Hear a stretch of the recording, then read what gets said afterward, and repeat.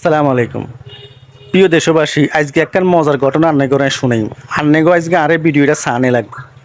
আমরা জানি যে বিদেশতন বিভিন্ন সময় বিভিন্ন পণ্য বিভিন্ন মালামাল বাংলাদেশও ইম্পোর্ট হয়। এখন দেই যে বিদেশতন প্রেম ভালোবাসাও বাংলাদেশও ইম্পোর্ট হয় এবং বাংলাদেশ থেকেও প্রেম ভালোবাসা বিদেশেও এক্সপোর্ট হয়।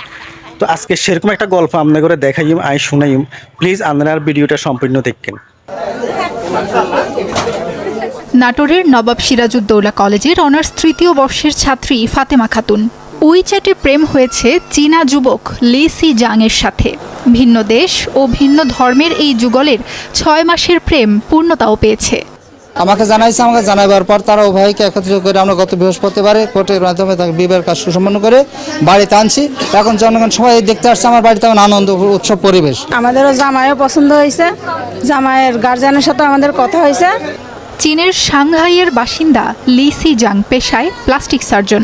তার সাথে পরিচয়ের পর চাইনিজ ভাষাও রপ্ত করেছে ফাতেমা। পরিচয় ধীরে ধীরে পরিণয় গড়ায়। এরপর দুজনে সিদ্ধান্ত নেন বিয়ে করার। ও হচ্ছে প্লাস্টিক সার্জন, ওখানে সার্জারি করে, মাঝে মাঝে বাংলাদেশে আসে হাসপাতালে এসে এখানে চিকিৎসা করে, সার্জারি করে। অত্র এলাকা আমরা প্রথমে দেখলাম জামাই চীন দেশের, আমার এলাকাত কোনোদিনও এরকম দেখি নাই। বৌদ্ধ ধর্মের লি সি জাং মুসলিম ধর্ম গ্রহণ করেন। দুই পরিবারের সম্মতিতেই শুক্রবার 7 লাখ টাকা কাবিনে বিবাহ বন্ধনে আবদ্ধ হন। ভালোবাসার মানুষকে আপন করে পাওয়ায় উচ্ছ্বসিত এই দম্পতি।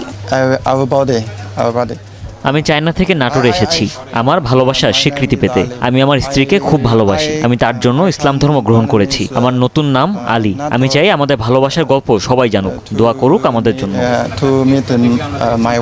আমাদের পরিচয়টা উইচ্যাটের মাধ্যমে। 6 মাস আমাদের সম্পর্ক। সে আসছে 4 দিন হলো এবং আমরা কালকে কোর্টের মাধ্যমে বিয়ে করছি। আমাদের পরিবর্তন পরিকল্পনা হচ্ছে দুজনে একসাথে চায়না ফিরে যাব। নবদম্পতিকে দেখতে দূর দূরান্ত থেকে আসছে